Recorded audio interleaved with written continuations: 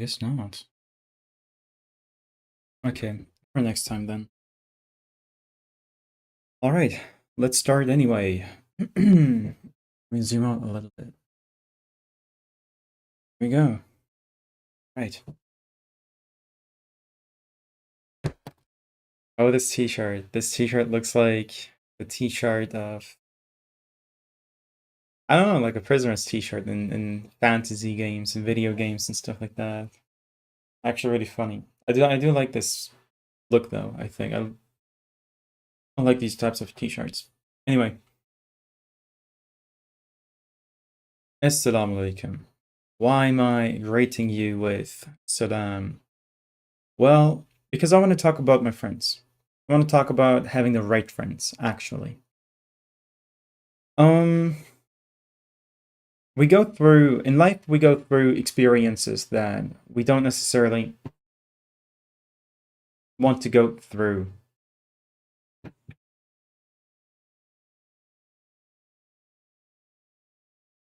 In life, we go through experiences that we don't necessarily want to go through. We go through experiences that perhaps we're not really super proud of. But they become part of our story. They become part of ourselves. They become part of our past. And sometimes some of those mistakes, perhaps, some of those mishaps, some of those misunderstandings, some of those actions or inactions, they may be a little heavy on us. They may weigh quite heavy on us, actually.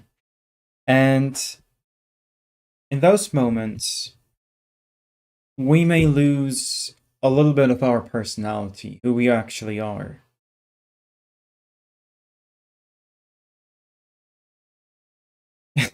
Wait, this bothers me a bit. Wait, here we go, here we go, here we go. This is a live video, by the way, so there's like, I can't cut out the thing.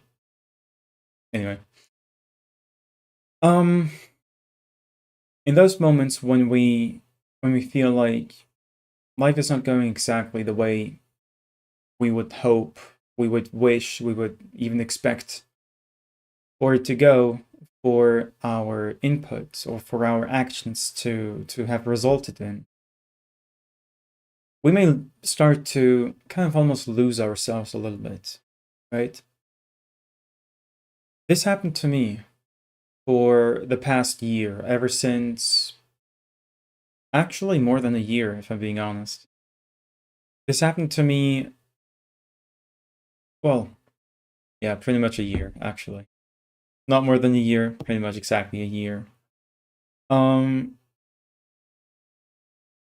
I don't want to say it, but like, I didn't manage to finish my university. I went to university and I was told to leave. They told me that I wouldn't be a great fit for university, and so they wanted me to leave university. They wanted me to look for something different because they knew, and frankly, I also knew that I wouldn't enjoy the job too much. I was in teacher training, by the way. The thing though is, when I had eventually left the university without a degree, I felt, like a failure. You kind of are. I mean, this society and the understanding of people, you are. People expect things from you. People invest into you. People, they they kind of judge you. They do, definitely, they do. The thing though is, first of all, a job you don't do for anyone else besides yourself anyway. But secondly, a failure is pretty hard to judge. Like, it's very hard to judge someone as a failure when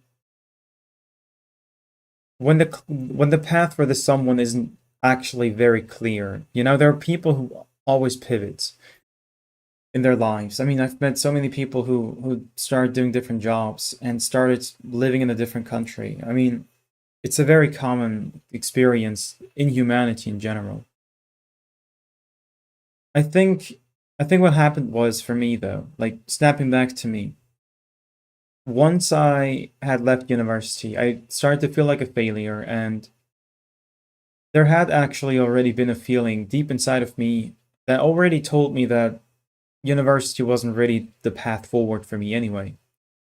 I wasn't really able to live a traditional life. I wasn't really able to make, you know, friends, many friends, or even just a couple of friends throughout most of my life.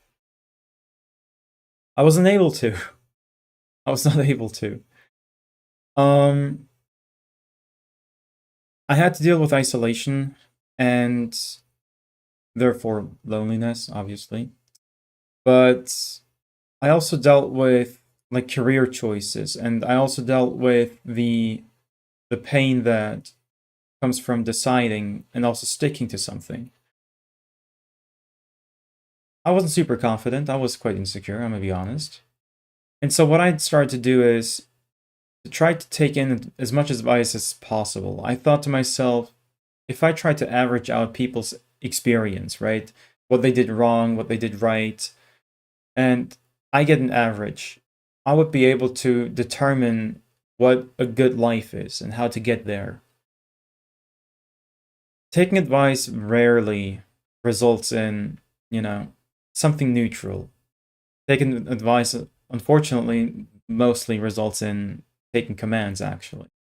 I was commanded a lot. I was like told to do this and that, and I started to listen to other people. And I think the reason why I even started to try to, take advice from people in the first place was because I was afraid to take agency over my own life. I genuinely think I just didn't have the confidence that I would be able to decide what's good for me in my life. And so what I guess subconsciously, I guess, you know, tried to do was to I tried to almost offload the responsibility I had over my own life onto my elders because they're the wise ones. They're the ones that have already lived life. And so I got into doing university. And even though I felt like that wasn't the right path for me, because I still genuinely think and I've always felt it and I've always known it.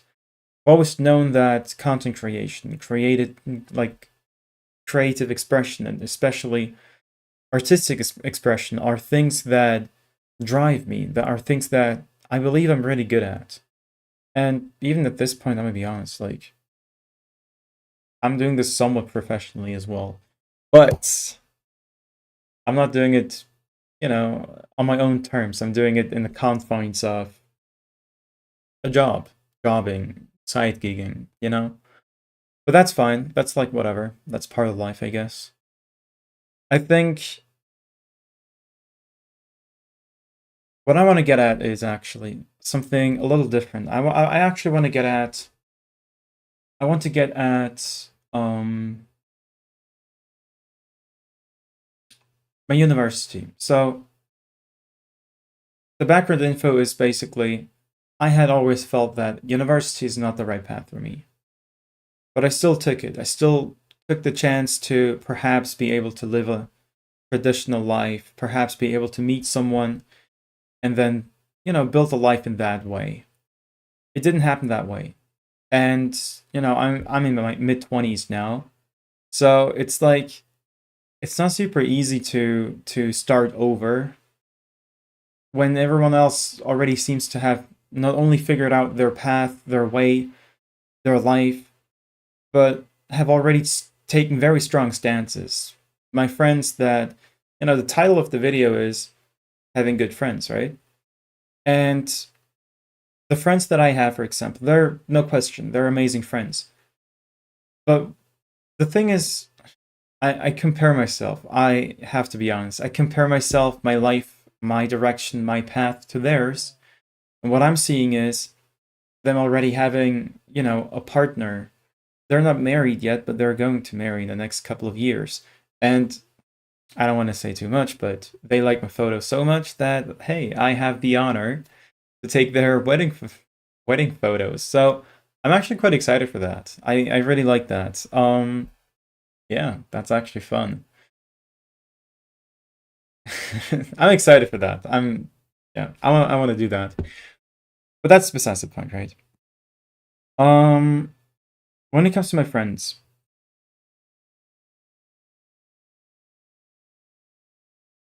it's kind of hard to it's kind of hard to not compare yourself, especially when they're younger than you. And it's also hard to accept your situation. It's like I've made a big mistake. Basically, this is what I felt for the entire year. I want to be honest. I fell into depression, very deep depression, like very deep. Around November, December, I had some very dark thoughts, and even around, I want to say, yeah, around May and June, I had the same extremely dark thoughts, like very dark thoughts.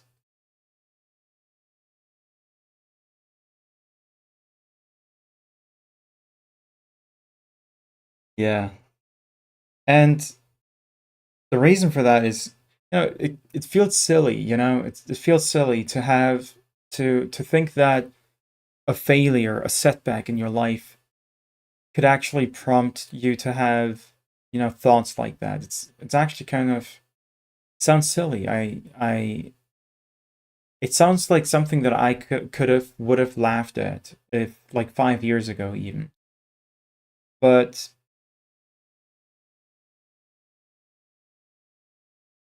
everyone in this life is tested by what they're weak against, And while I've always had the mindset that, you know, what I can't control, what's outside of my control, I'm not getting mad at that stuff. I don't get mad at the stuff that is outside of my control. But one mindset that I've also have always carried throughout my life was I do actually get at myself, at the things that are in my control. And this failure of, you know, failing to live a traditional life. By the way, I've like I said, I never really had a feeling that I would be able to live a traditional life anyway. So it's actually this situation is actually expected. The situation is exactly what I felt actually. So it's really funny that I am actually aligned with my path, and that I'm super mad at the path that is meant for me. It's actually really like it's contradicting. The feelings that I'm feeling are contradicting to the path that I actually want to go anyway. Like that I feel like I'm supposed to go and that I want to go anyway. I'm contradicting myself here in a way. So this contradiction, it's just a delay. It's just another form of delay, by the way. But okay, that's like it's like the longer I'm stuck in the past, the longer it takes for me to start doing, content creation and creative and artistic work, which turns, you know, like everything in my life being delayed. You know, if I want to have like the making money part, my financial stability, freedom, and all that stuff, that's delayed now.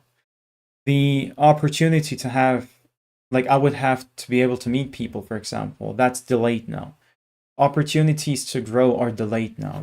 The longer I'm stuck in the past, the longer I think about this stuff, the longer I, you know, am not moving forward. The more I delay things. So it's really ironic in that sense. But okay, what I actually wanted to say is I'm digressing a lot. I'm sorry. It's like I have 1,000 thoughts, and it's kind of difficult to stick to one thought trail and just follow that. But okay, focus.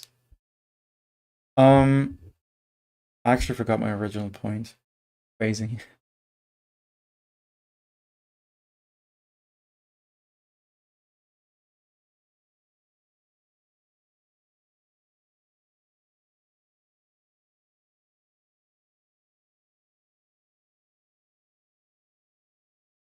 People are tested by their weaknesses. My weakness is, quite evidently,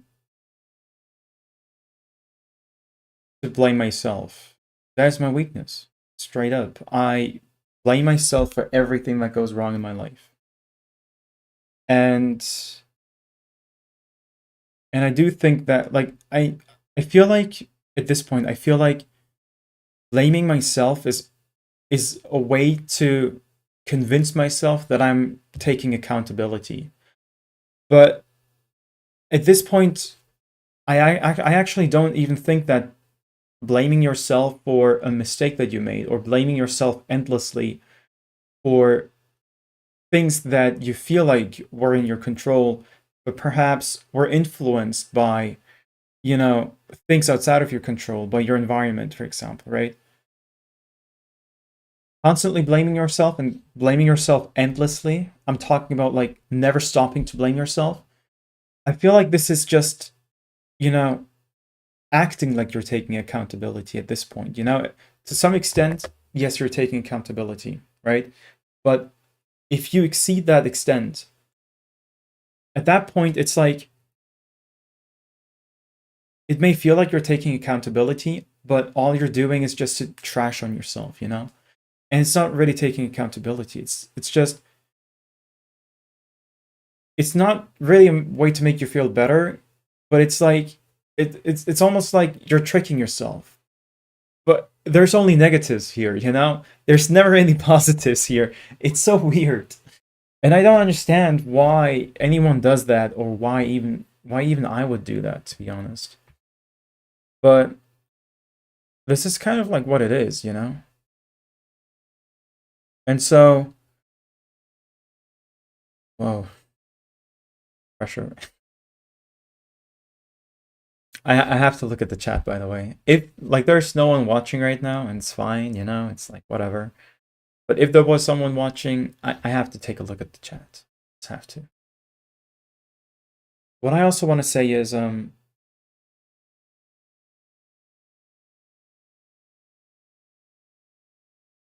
I had a conversation with my friend just now for the past couple of hours, like literally 3 to 4 hours. I was just hanging on the phone with him, and we had all, we had made a rule without my consent, to be honest, where we wouldn't talk about my past, right? My past being, regrettably having wasted so much time. It's like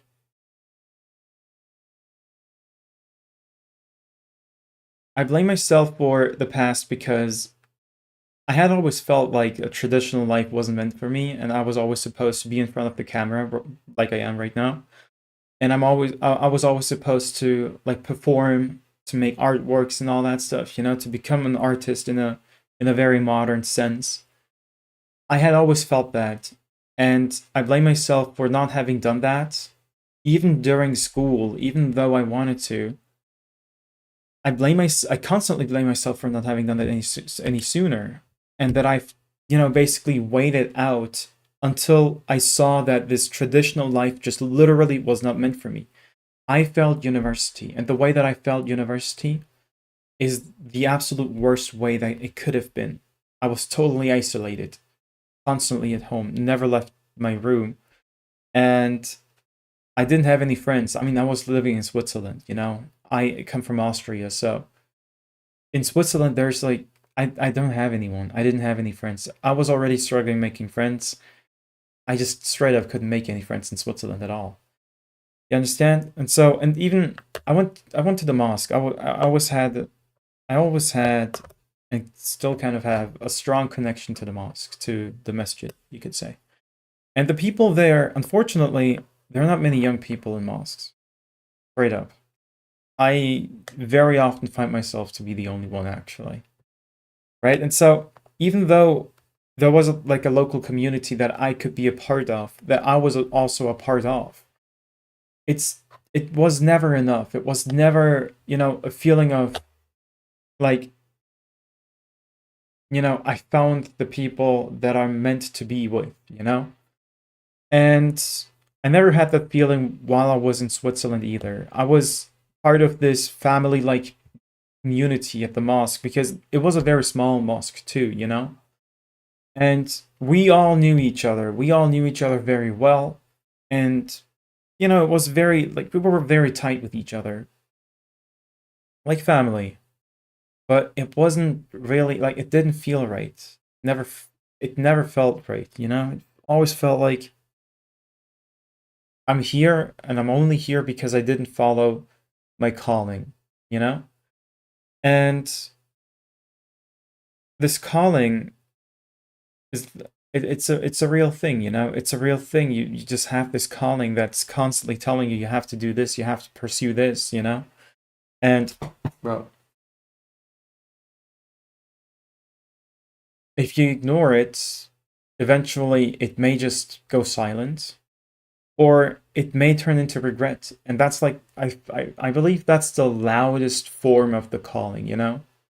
It's not like it's like from a puppy, right? It's like inspiration. It's a puppy. It turns into like a voice that already starts talking to you. That's your calling.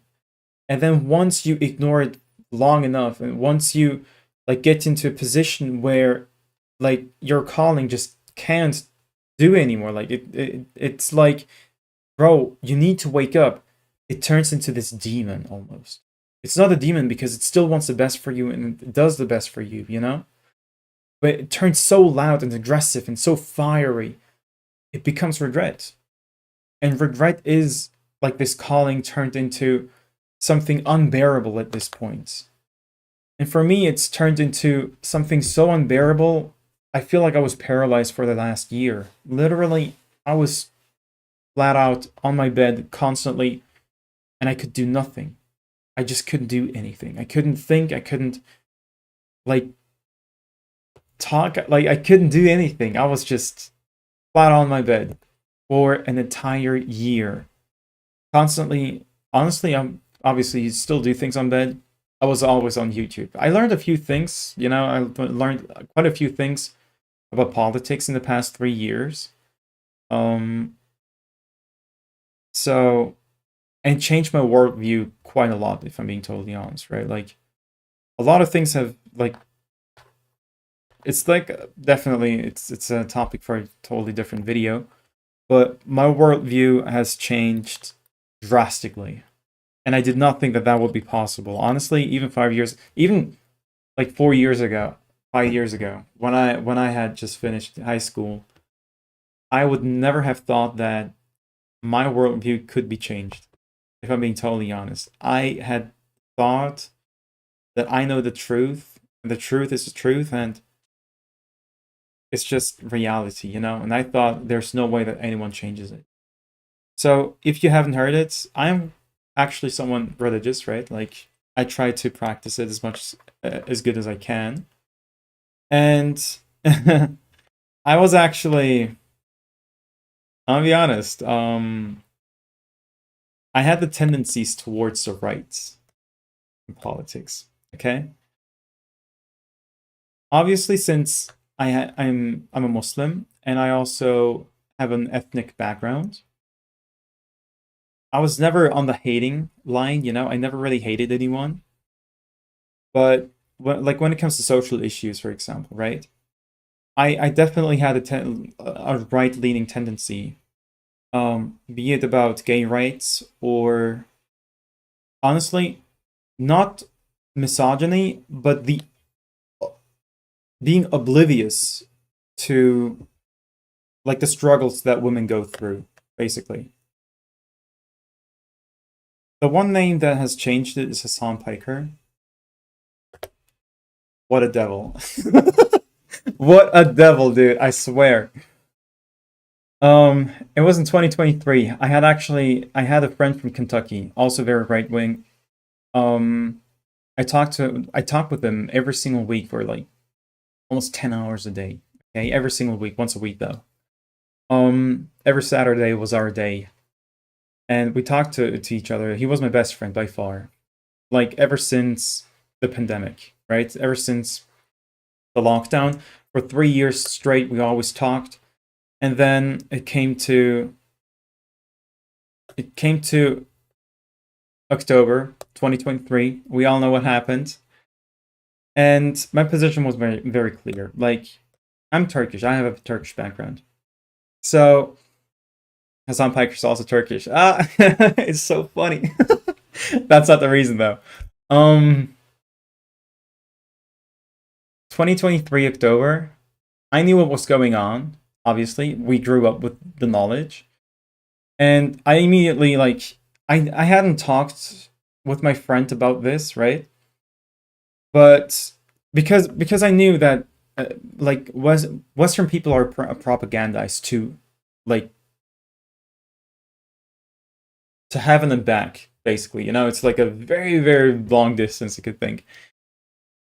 Western people are extremely heavily propagandized. The most propagandized people on earth are Westerners. And I knew that, but after 2 months, it was November, I thought, you know what, at this point he has to know. Like at this point, there's no way you've missed the videos. There's no way you've missed the headlines. There's just no way you don't know. Okay? And I tried to talk to him. 2023. He was oblivious. He had no idea. And then we had a fight. We had a fight that we did not, like our friendship did not recover from anymore. We had religious fights before, like we had discussions and, you know, heated discussions, almost fights. We had those before about alcohol. We had those before about our faiths.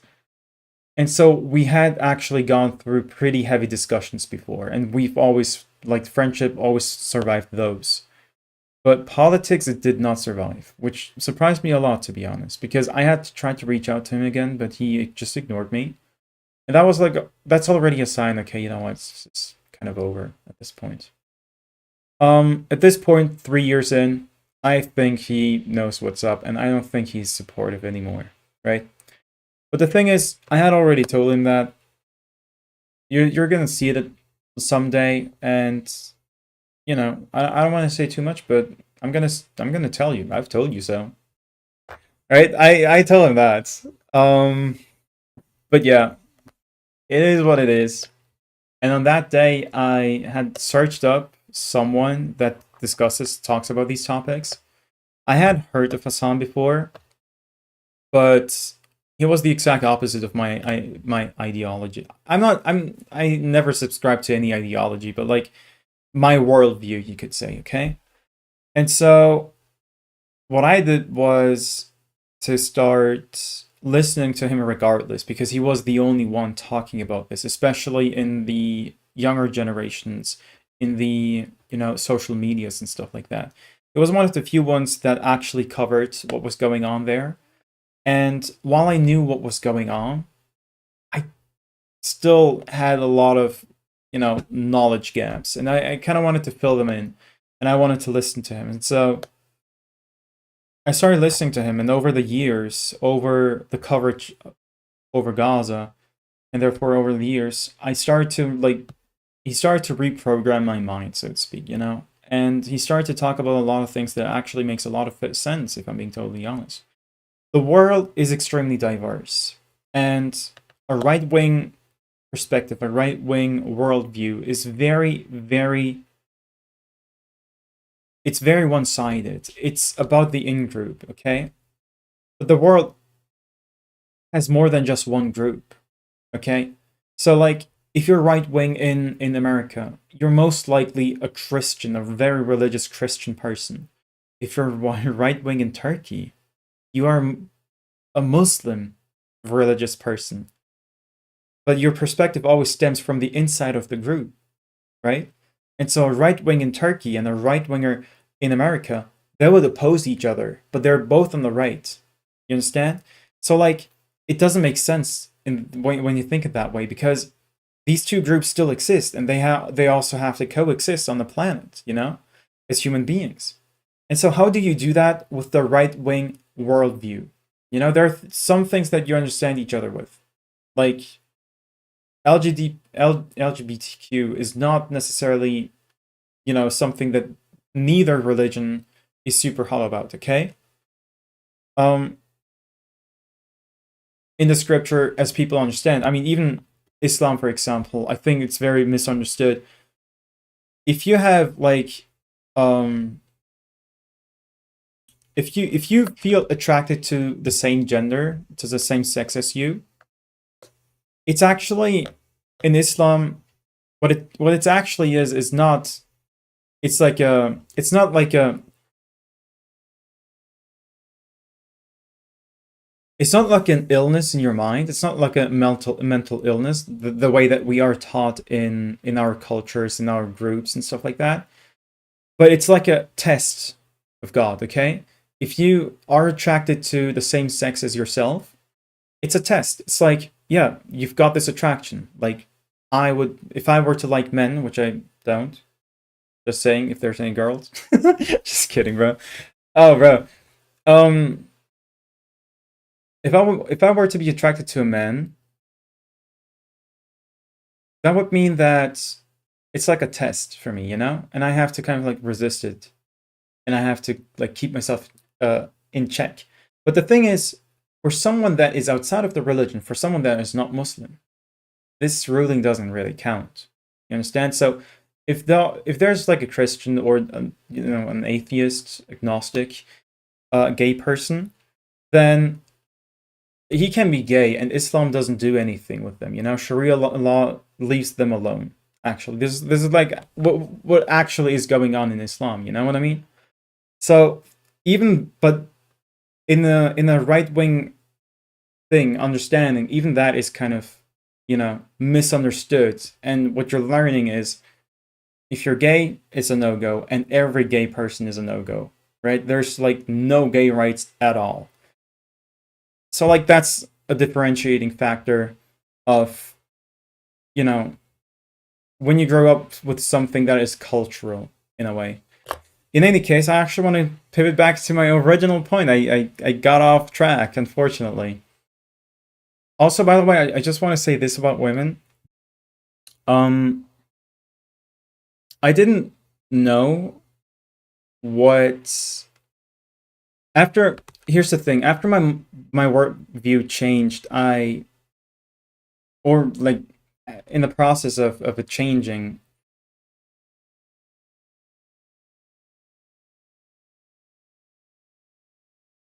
or rather, I think what you would call it is, um, it also helped that I talked to some girls at some clubs, not party clubs, but like a theater club, because I started to go to theater. So that I was isolated, I was alone, I didn't have any friends, but I still tried to go to some clubs, and I still tried to partake in some activities. Okay, and theater was one of those. I love theater, by the way. Oh, I love performing. You have no idea. There's like an image that I have. You have to see it. Oh boy. Oh boy. You have no idea. I promise you, I love performing. It's like, I'm a theater kid. I've always done this. And it's like just another it's just another proof that I'm absolutely meant to be in front of the camera, meant to be seen, meant to perform, all of that stuff. You know what I mean? It's like I'm meant to do that. I'm just saying. I don't have. Oh, where is it? Where is it now?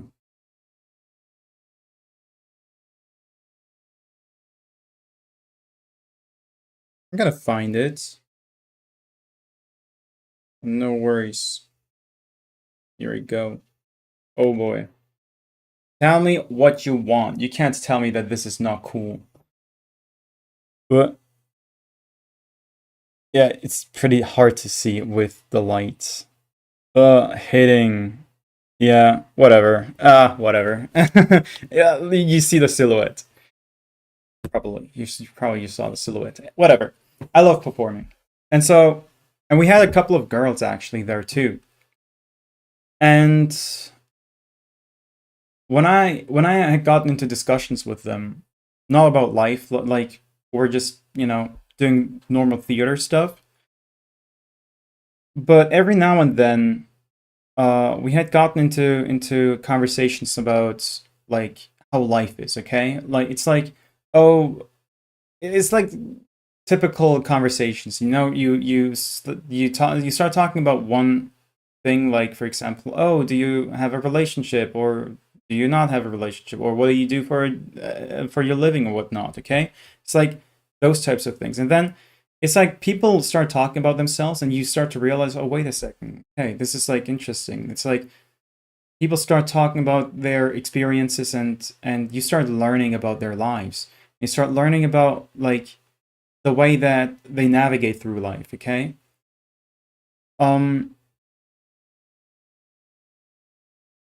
in relationships especially, I have learned that one of the things is I'm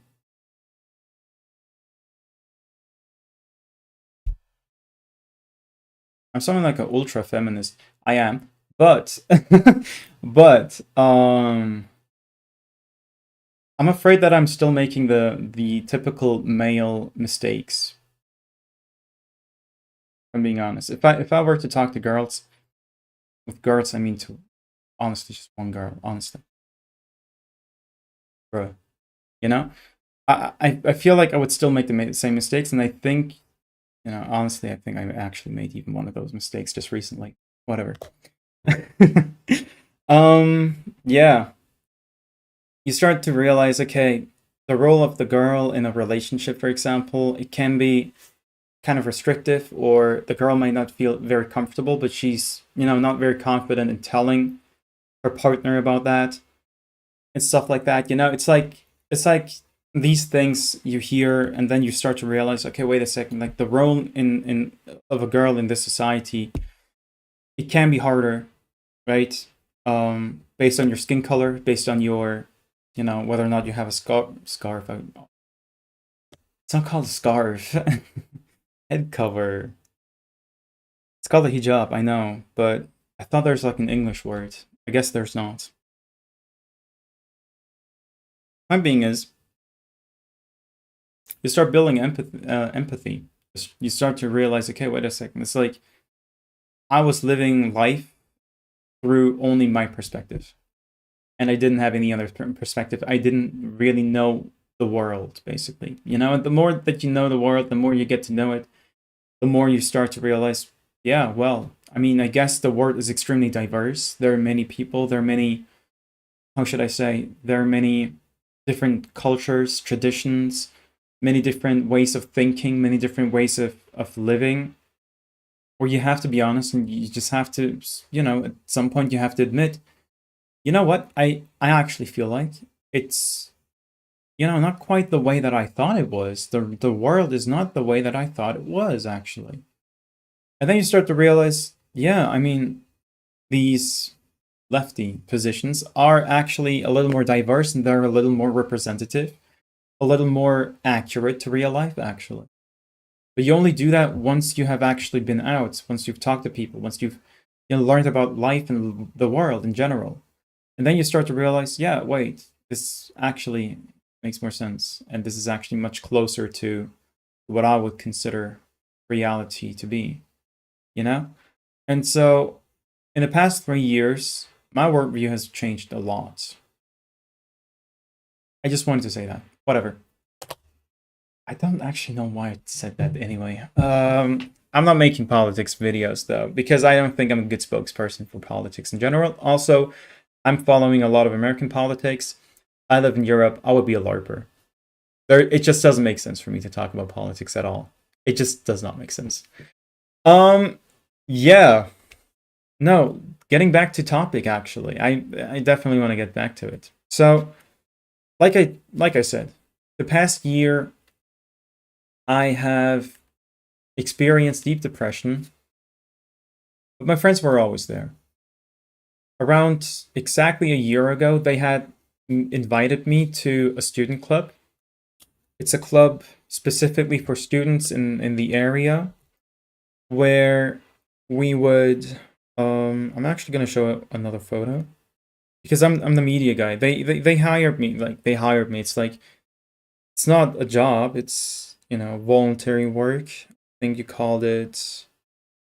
I forgot what you call it. What do you call it in English?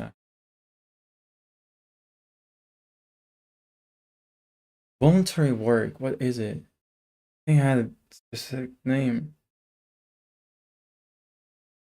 I forgot. Okay, whatever. You have voluntary work. And that's like the thing that you do. And oh shoot, it's too much, too many details. I don't think I'm allowed to show that stuff. What I can show you though is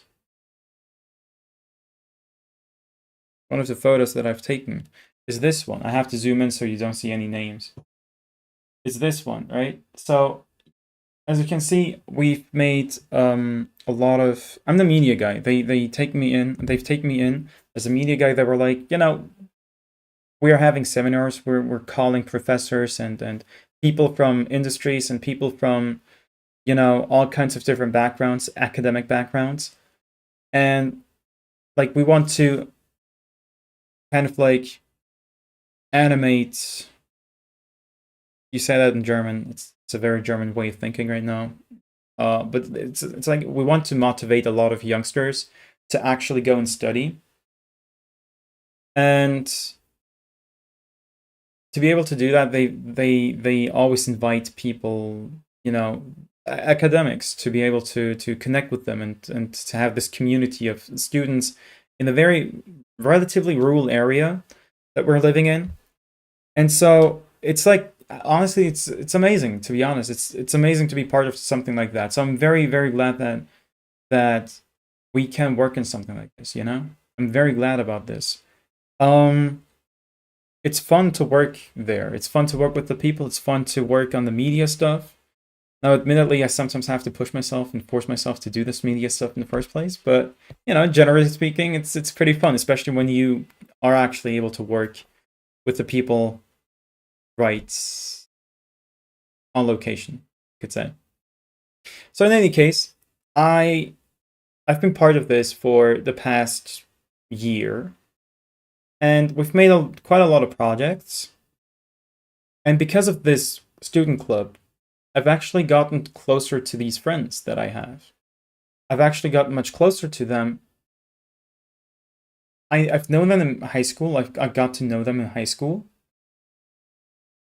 Um, that was when I had. Okay, here's the thing. In high school, I went.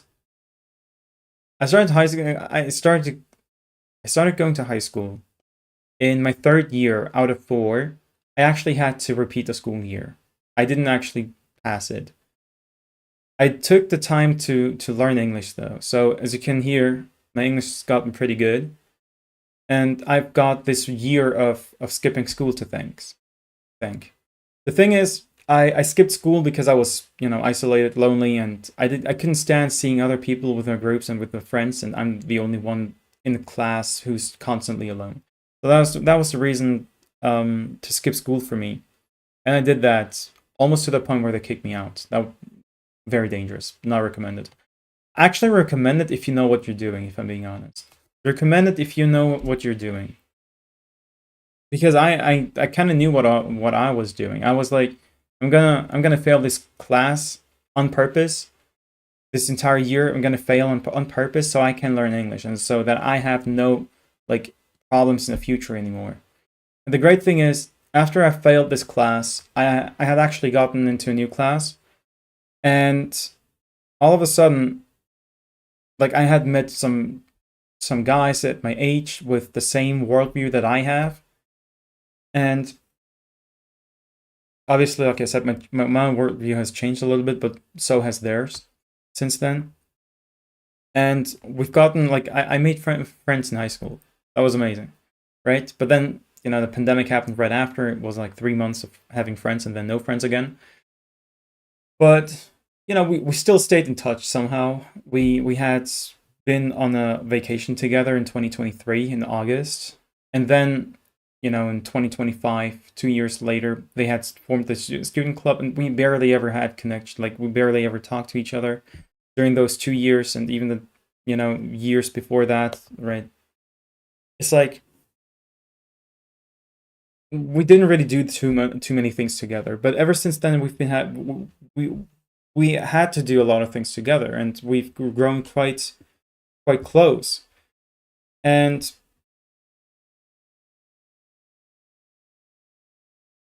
so since the past year, since I got into depression somewhat, it started off kind of like whatever, okay? It's like a hard time, whatever. You're gonna get over it. That was October, that was November. No, that was September, October. But then November, it started to go worse. I kept it a secret though. I kept my mental health a secret because I didn't want anyone to think, that I was doing worse than than I actually did, and I didn't really want to like bother anyone. I didn't really want to, just be in a position like that, and I thought it's gonna go over anyway, but it didn't. I internalized it. I internalized the my fault perspective so much that I had actually gotten even more depressed. In a hadith, it says, "Don't think about what ifs. Don't dwell on what ifs, because that opens the doors to the devil." And it does actually. It really does. It does because even no matter how often I heard that, I had ignored it. In my mind, it was, I've ruined my life. I've ruined my chances. I've ruined, today. I should have actually already been successful. I should have already had like a direction at the very least. I should have taken my chances. I should have taken the opportunities that I had. Like, opportunity cost is so high, you know. It was all of that stuff. It was all of those thoughts and thinkings that had kind of, opened the doors to the devil. I was only in what ifs. I was constantly looking in the past. I was constantly looking at if I wish I had, made YouTube videos instead of going to university. It was all of that stuff. It was very painful. So I'd gotten deeper and deeper into this whole cycle. And yeah, my friends had started noticing, okay, you know what? It's getting worse and worse. Like, what's going on? I tried to reach out to some other people, to some new people, to some old people that I knew. It didn't work. It didn't help. Like, only a little bit, but not really, for me, totally honest. Okay. And it got always worse. At some points, I didn't have money anymore, and my visa ran out, and I had to come back here. This is my room, my teenage room. And now I'm living with my parents again for the past 6 months. And the past 6 months were also terrible. Were also very, very bad. I was so depressed. I was picking up fights with everyone, with my friends, with my parents, everyone, And that was a terrible time. That was terrible. Not too bad. It's like, the thing about me is, I didn't know this about myself, if I'm being honest. But whenever I get overwhelmed or angry, or whenever I, like, get into this whole situation of, I can't deal with this, I actually, like, I have more than a tendency to kind of like isolate myself. This is something that I didn't know about myself, actually. So whenever I get into a fight, for example, even doesn't matter whether or not I start it, right? Whenever I get into a fight, I'm like, I retreat. Immediately gone, isolate myself. I'm like, I need my space type of person, which genuinely I didn't know. And it's also something that bothered my friends a lot. They were like, if you're angry, like if you have like one of these crash outs again, if you have one of these mental breakdowns again, just call us. We'll stay here and we'll just go through it with you, okay? And you can call us names, you can swear at us, you can do anything and everything, okay?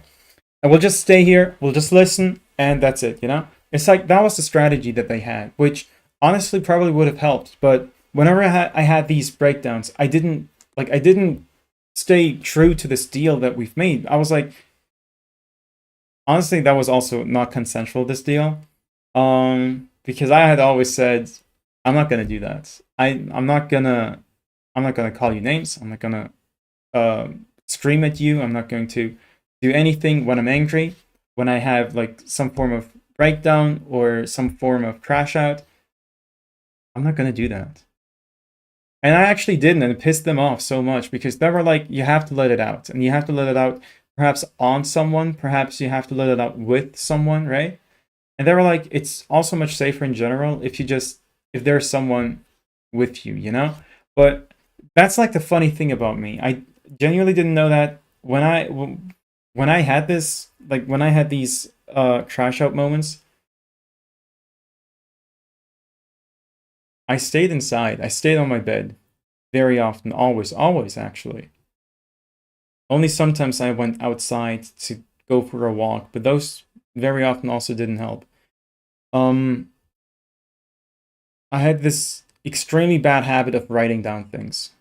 It's a good thing to learn articulation, which I did.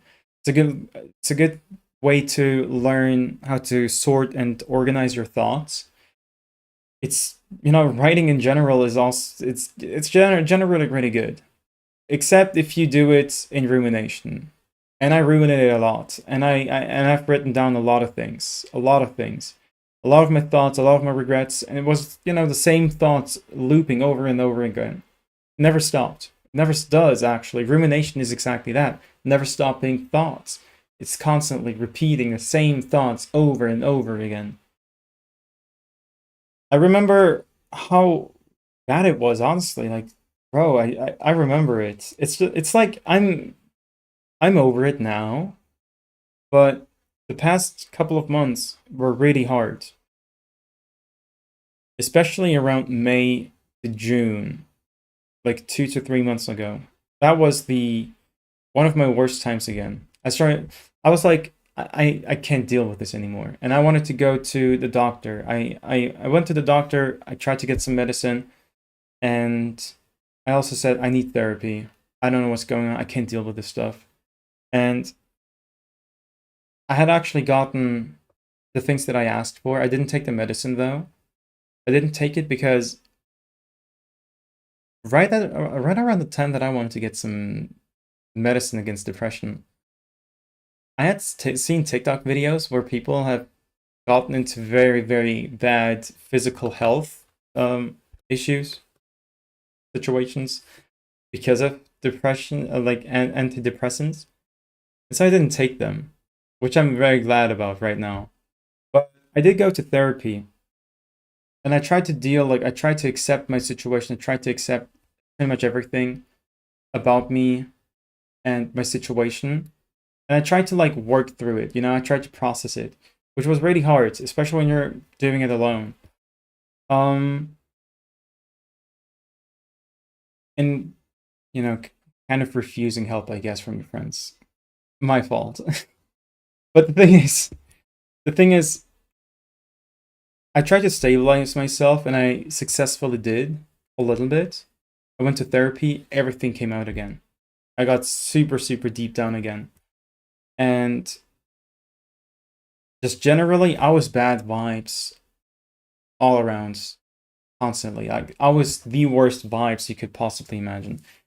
I am, especially for these reasons, like genuinely extremely thankful, very, very grateful to have these friends because they've stayed with me through all of that. You know, it's like, I don't know what to tell you. It's just, you know, I'm doing better now. I'm doing better now, especially in the past 2 months. I was like, I have to get myself, like, I have to get my stuff in order, you know? Because through, like, during this depressant states, I tried to reach out to someone, and I did exactly one of those things that are overwhelming, are overbearing, and are typically, you know, men are insensitive situations. I did exactly that. That was something, that is something, that was something that was very untypical for me. Like, untypical for me, even before becoming a feminist, you know what I mean? But especially after, it's like I just don't understand why I've done that, you know? And that I think was definitely one of the wake up calls that I definitely needed to be able to like just accept my situation in a way, you know? And in the past 2 months, I was like, you know, whatever happened, happened. I kind of have to move on, and I need to get my stuff together. Now, moving on is not easy, obviously. I mean, even today, for 3 to 4 hours, I had, a very long discussion with my friends with one of my friends. I had a very long discussion about the past, about, mistakes and all that stuff, And we had started talking, like, sorry, I'm messing up timelines right now. So where are we? Where are we? Where are we?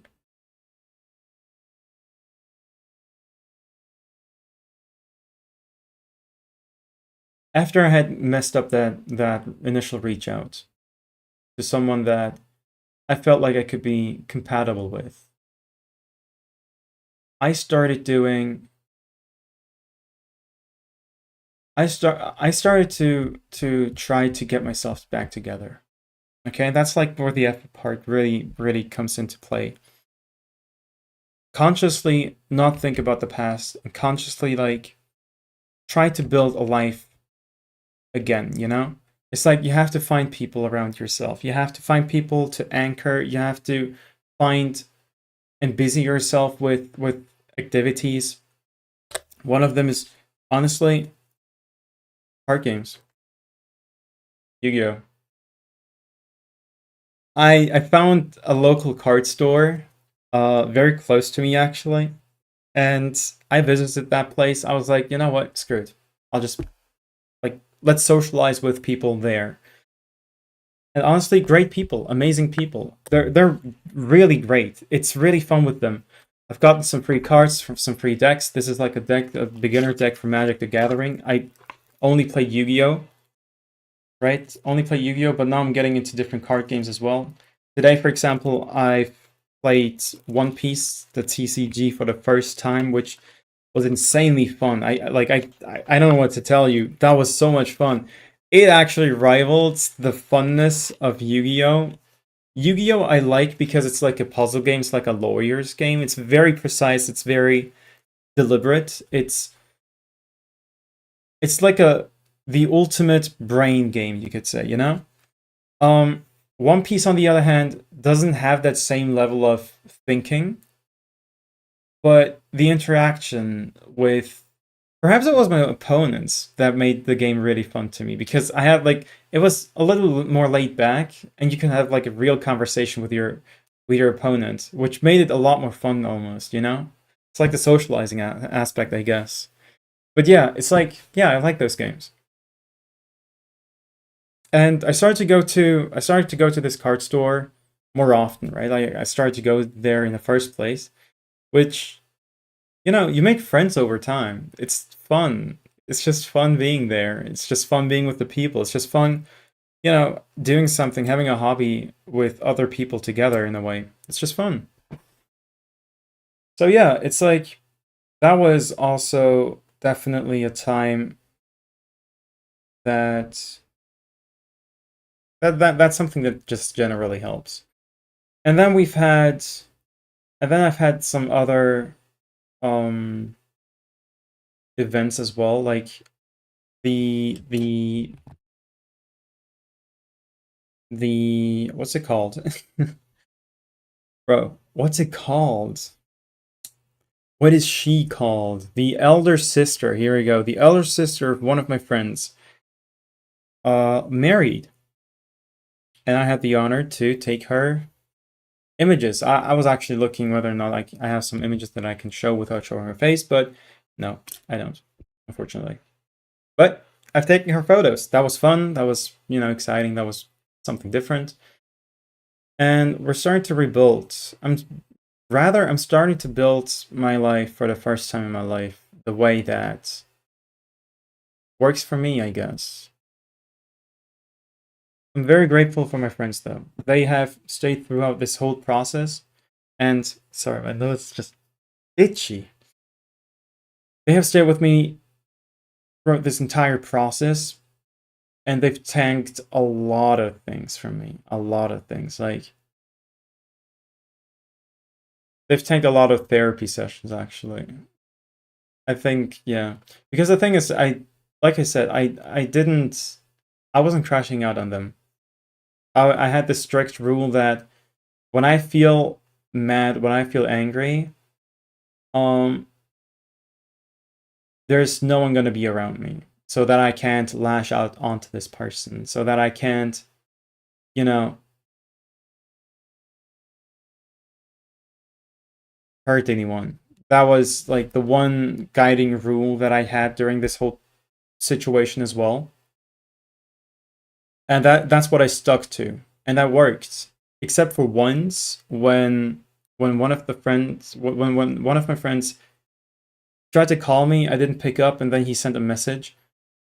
And then I said something kind of mean, not super mean. It's like kind of mean though.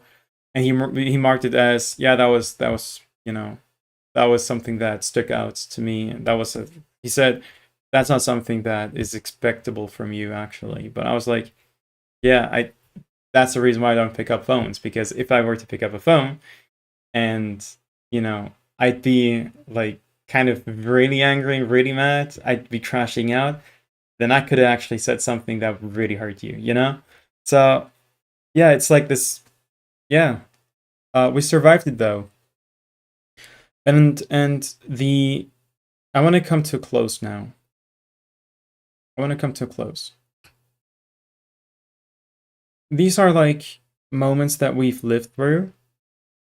And one of the most important lessons that I have to learn today, especially after this conversation that I've had with my friend for 3 to 4 hours,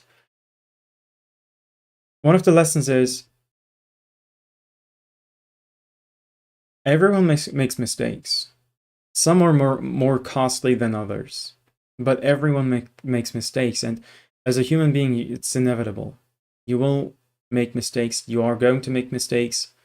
You will also make costly mistakes. Mistakes that steer the direction of your life in a totally new direction. In a direction that you may not want to end up in, but you can't change it. Rather, perhaps you can change it, but it's inevitable that you will eventually make a mistake, Even a mistake that I mean, in my case, for example, I had like this inner calling that constantly told me, if you don't do anything different now, you will regret it. And I regret it, I regret it. I was right, and I still did the wrong thing, even though I knew what was right for me, And even in these situations, you will still do the wrong thing, Even though you know what's right, you'll still do wrong. And that at that point, you just have to understand you are a human being. And you should take accountability, but you should not be harsh on yourself. Because human beings are fucking weak, dude. And I'm weak too. I'm so weak when I think about it. I am so weak. Ich bin ausgeliefert. Ich bin ausgeliefert. An den lieben Gott. Bin an ihn ausgeliefert. That's what I can tell you.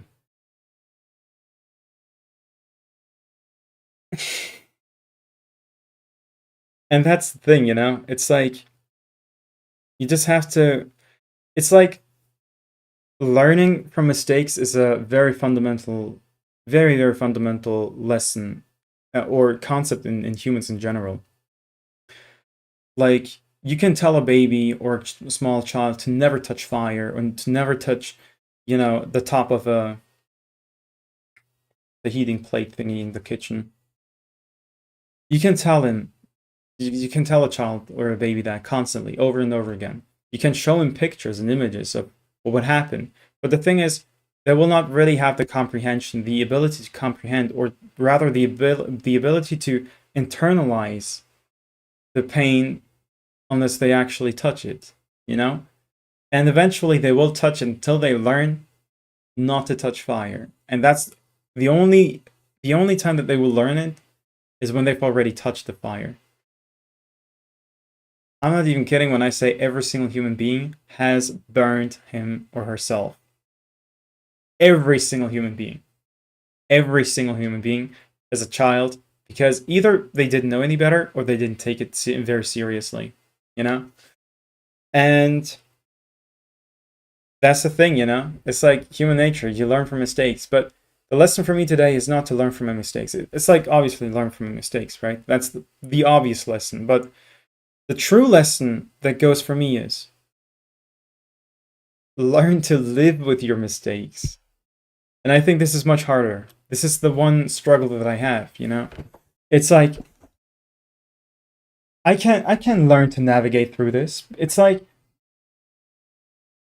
in my feeling, the optimal life for me, so to speak, over. You know, like the optimal path. If you were to play a Sonic game, for example, there are always two paths, right? Like the bottom path that is slower, that is, you know, for the less skilled players, and then there's like the top path that is more for the more skilled players. You don't fall down, and you just go from the top path, and it's much faster too.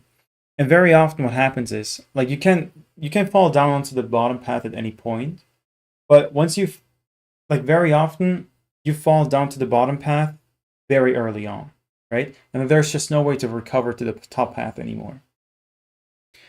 And I think having played so many Sonic games, I think I internalized this for my entire life, you could say. And so, in my understanding of the world, it's like I've fallen down and I have to take the bottom path now, you know? And to some extent, I still have that version of worldview, of world understanding, of life understanding, because in my mind, the option, the in my mind, yeah, the option to the optimal life, so to speak, is just dead. Doesn't exist. Can't exist. Because in my optimal life, I would have, first of all, I never would have stopped doing karate. Secondly, I would have actually made videos and content, and I would have been one of those big YouTubers that you see today. You know, that is like the optimal life, I guess. And then optimally, I would have like the person that I reached out to, I would not have messed it up. You know what I mean? I would not have fumbled. Um, but that reality doesn't exist. It just doesn't. You know, in a way, there are many sayings. There's like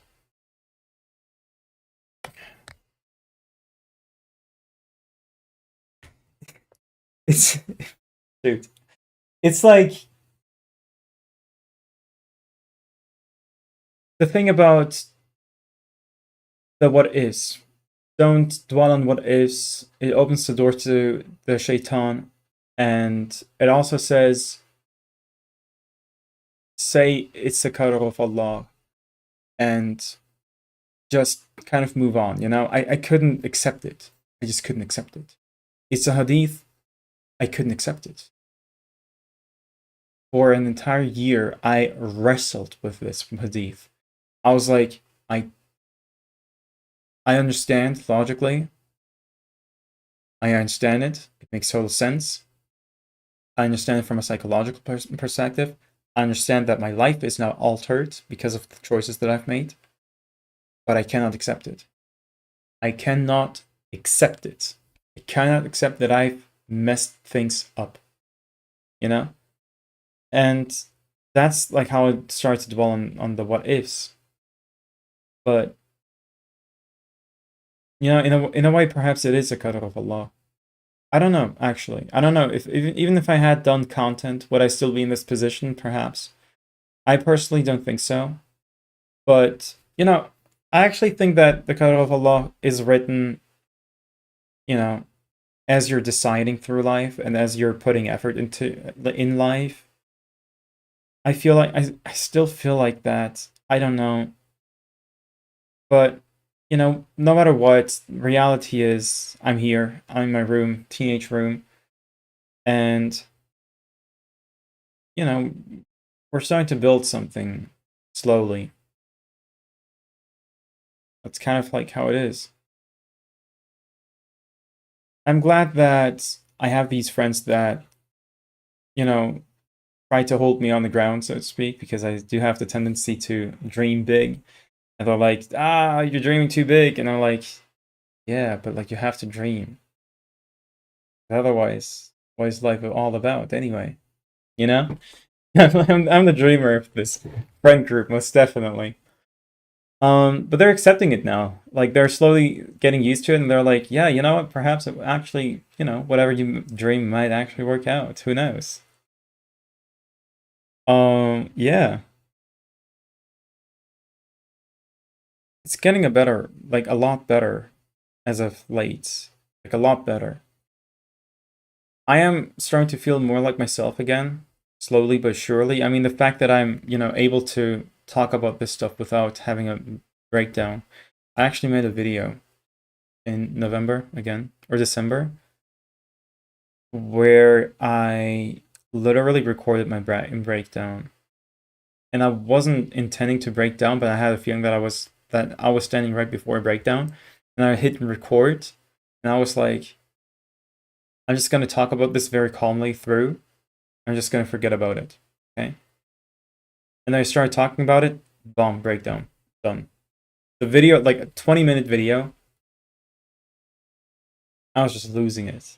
I was just losing. I still have the video. It's a memory. It's a memory of mine. It's a memory of mine.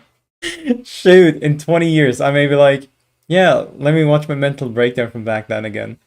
Crazy. It is, you know, here's the thing. There's also this lesson to be learned. The things that we do, we may not be proud of. The things that we do, we may be proud of. The things, the decisions we take, the mistakes that we make, whether or not we're proud of them, they're part of us, of our lives. We can learn from them, but we can't change them. And we have to learn to live with them. That's, the lesson to learn from this, I think. I don't know how it continues from here, by the way. I just don't know. Like, I don't really see it. I'm gonna be real. I don't really know what path forward there is. It's just, kind of still all super foggy. I just know that I'm feeling much better. As you can see, I'm finally able to smile again. I was not. You know what's crazy? Like last week, I had felt how my face had like how I felt like how I finally really had relaxed again in general, and I could finally tense down again. But I felt how tense my face was. Like when you're stressed out, you always do this, right? They have like your eyebrows is like super close like this. I have literally felt how tensed up it was. There's like a little trick, by the way. You're doing this for 10 seconds. It's better if you have something to lay on your back, right? I mean, your head. But you do this for 10 seconds. You hold it on your right, like you can see it. You're holding it like this, and then do this while pressing on it, and that kind of releases the tension on your eyebrows.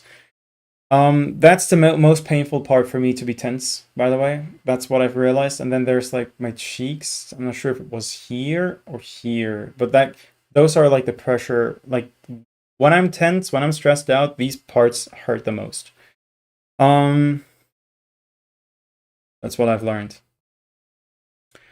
But yeah, again, it's very important to have these friends. It's very important to have these friends, the good friends, actually, the friends that are with you, there for you during your bad times, the friends that, constantly always remind you that you're not alone, that, our conversations, and like I had fights with them.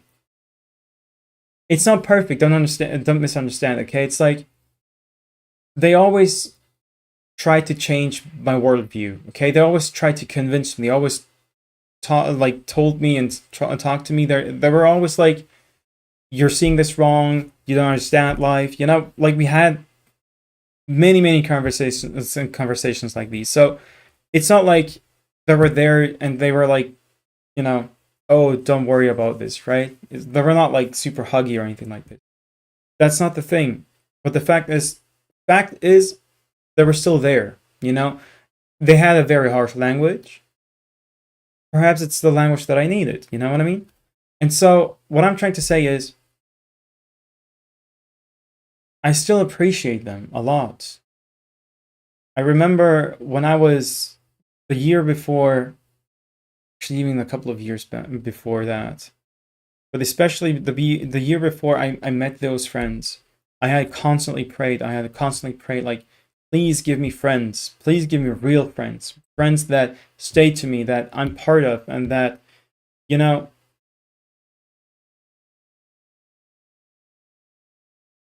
that are also religious, because that's important to me, you know? That, like, we are really truly like brothers, you know? Years passed, I met them, but we were not close. More years passed, even more years passed, and suddenly I get to a situation where I needed real friends, and they were there for me. You know what I mean? And friendship is not, like I said, it's not perfect. It's not. You still have fights, and they were like, okay, I've reached my limit. I can't talk to you anymore. I can't talk about this topic anymore and stuff like that. Especially in the past couple of weeks, they were like, we're not going to talk about your past anymore. It's just done and over. Like, we're just not going to talk about it anymore with you. And so I didn't have my therapists anymore, but it's like, to some extent, it was also good, actually, because I didn't really have too many people to talk about this stuff anymore with. Um, AI, it's a poison. Do not talk to AI. Never ever try to brainstorm. Never ever try to talk to AI. It's a dead end. It's a it's a perfect it's perfect for rumination. Except for the new Gemini. Gemini, as of late, actually is pretty good at, spotting and at stopping and realizing that, your thoughts start to spiral, and it's like, you know what, you're starting to ruminate. I'm not going to talk to you anymore. Like, we're done talking about this. And it actually locks itself up so hard that even if time passes, and even if you've talked about some other things and you return to this topic, I believe, as far as I remember, it's still locked up. It's still like, wait, we had talked about this before, and I told you that I'm not going to talk about this with you, right? And it's actually really helpful. It's actually really good. You just have to stop your thoughts in a way, and it helps a lot. Now, the very last thing that I want to say is, again, I had the opportunity to actually process, the difficulty I had with accepting that I was in this position where it made these very detrimental decisions. Honestly, I still think that it would have been better otherwise. But this is the reality. I've made those bad, terrible mistakes of being passive, of not making content before, and I've always felt like, and I still do kind of feel like, that a lot of opportunities I've missed out on. Uh, but at the same time, one mistakes, by the way, if you start ruminating about a mistake, you're going to make more mistakes. I mean, the fact that I fumbled the initial reach out with this person that I reached out to wouldn't have happened if I didn't ruminate. You know what I mean? If I hadn't ruminated, I would not have messed it up. I would not have fumbled my initial reach out. And the thing is, perhaps I've missed out on, the perfect person for me. To be fair, I didn't know her, so, like, I can't tell. You know what I mean? But I don't know. I just had a feeling. It's like a very strong feeling. Yeah, very strong feeling. It's like this calling from a couple of years ago that constantly told me, you have to talk to her. because I don't usually reach out to girls at all. Never. Only when I have the feeling, yeah, I can't. I may be able to get along with her. I may be able to be compatible with her, and I may be able to have like a long-term relationship with her, right? A relationship, by the way, I'm Muslim. A relationship in my image is not a relationship of holding hands or anything like this. It's like talking of a emotional bond to some extent, to not too close, because by and large your end goal is still marriage, right? And that's the moment when you are free to become very close to each other. But before that, to not cloud your vision, so to speak, what you're doing is, to get to know the person. There's no physical touch, nothing, right? And so that's like the understanding of a relationship that I have, at least for now. At least with the morality and with the understanding of Islam and all that stuff that I have been able to design, though of course reality sometimes is just different than our imagination. And I think, the past 10 years have been the absolute best example for that, for me at least. Um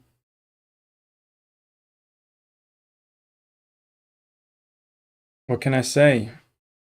I said no to a lot of people, by the way.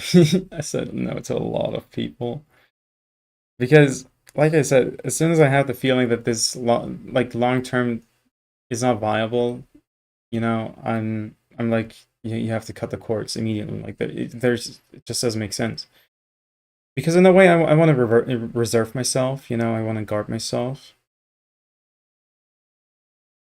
But the expectation should never be that your partner, just because you have guarded yourself, has also guarded for yourself, for you. Everyone has a different path. I'm someone who's overly passive, or who was overly passive. That's not the case anymore. I wouldn't have streamed this otherwise. Um, and then there are people who are overly active, active without thinking, right? And they also exist. And so if they made a mistake, for example, and they realize it's a mistake, and they're like, yeah, then you don't really have the space to judge, I guess. I would still obviously prefer someone who's also guarding herself. I mean, that, you want to make your first experiences with someone who's also making her first experiences with you, because it's like, you know there's some real grounds to bond. You know what I mean? It's like a, I don't know what you call it, but like there's some real grounds to bond, I feel like. So yeah, whatever.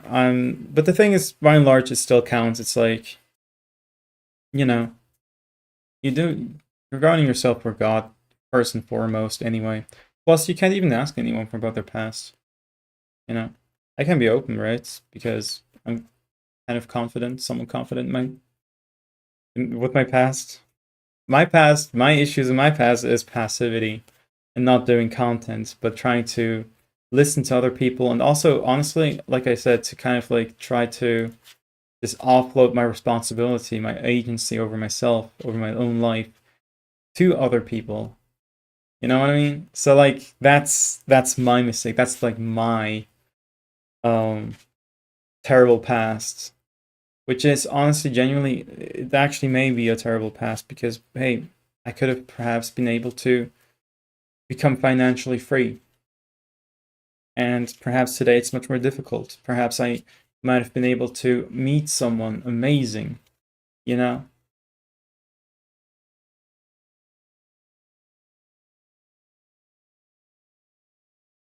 I'm hopeful. I'm hopeful. We'll have to see. I don't know. I'm hopeful. Anyway, so the last thing I want to say is, the hardest thing to do in life, I feel like, one of the hardest things is, you have to learn to live with your mistakes. There's no escaping it. You are going to make mistakes, and some mistakes are going to be utterly and utterly costly. What you do is to learn from your mistakes first and foremost, but then you also learn to live with your mistakes. And that's the difficult part. Because learning is like kind of obvious, you know? It's like, oh yeah, I did this wrong, so I'm not gonna do this next time anymore.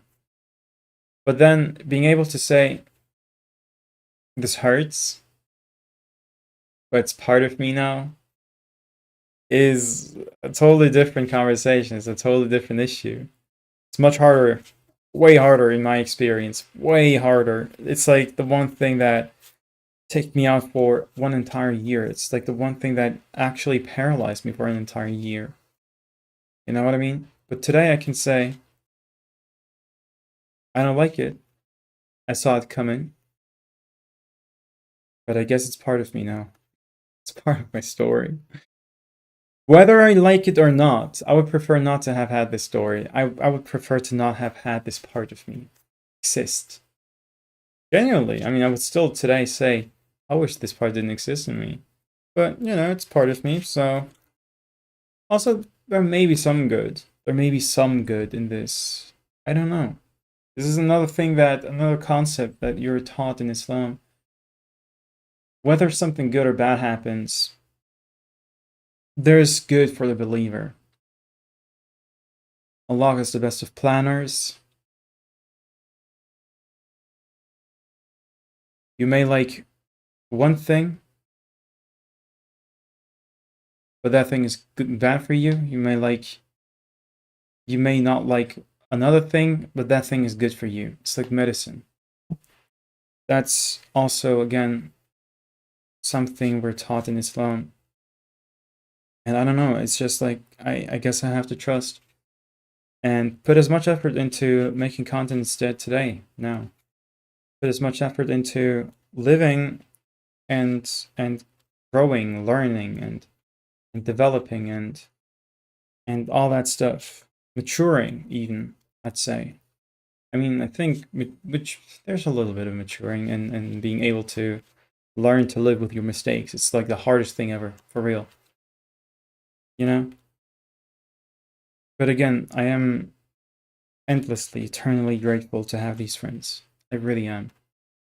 And I just wanted to talk about them a little bit. Even though I talked a lot about other things than my friends. But I have to say, they are. I'm glad that they're a part of my life. I'm glad that I'm part of their lives. I hope I can say that without, because it's been kind of difficult with them. You know? Been kind of difficult. Shoot, bro. Uh, okay, whatever. It's fine. I just wanted to say also, yeah, I don't know. I don't know.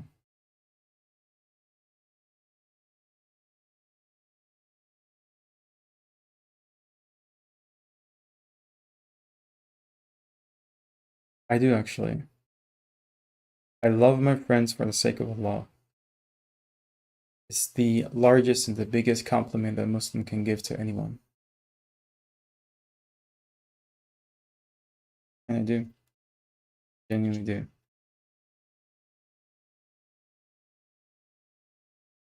I do actually wish that I may find a spouse that I also can love for the sake of Allah. Just saying. Anyway. Hey, thanks for listening. 1.5, almost 2 hours. 1.5 hours. Okay. Still, it's a very long time. I just, I don't know. I don't know. I don't know what to say. I don't know what to tell you. It's so important to have the right friends in life. It's so important. It's so important to have friends that are there for you when you have a hard time. And it's also important to be able to be a friend like that yourself once someone is in that hard time. And after all of this time, I am honestly, my biggest fears is to not be able to live up to that standard that they showed me. To not be able to be there if they need me. You know what I mean? That's genuinely one of my biggest fears right now. I'm not even kidding.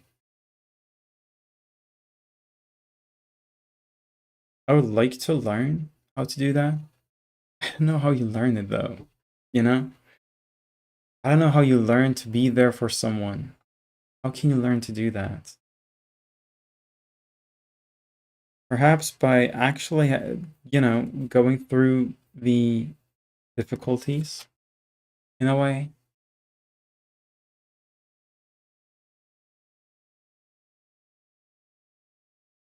I'm tired. I should be eating something. I had put a pizza in the oven like 2 hours ago. Turned off the oven, so it's not burnt. There's no fire in the kitchen. Probably. It did turn it off. I know that though. You know what I mean? I know that I've turned it off. But you never know if there's a fire or not. In any case, I'm gonna go and eat, and then I'll go. Wait. Oh, yeah. And then it's prayer time anyway. I gotta, prayer time and then sleep. I got a prayer time. That's crazy. That's crazy to say. Yeah. Anyway, life can be difficult. There's a lot of things to learn in life. And that's what life is all about, it's all about learning. It's all about growing. It's all about maturing. Although I will say, for a lot of people, I do actually think, for a lot of adults even, I do actually think that adults are in fact grown-up children. I stand to that point. I still stand to it today.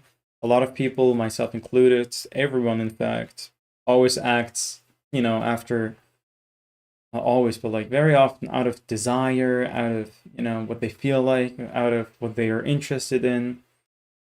And we're all children, just grown up.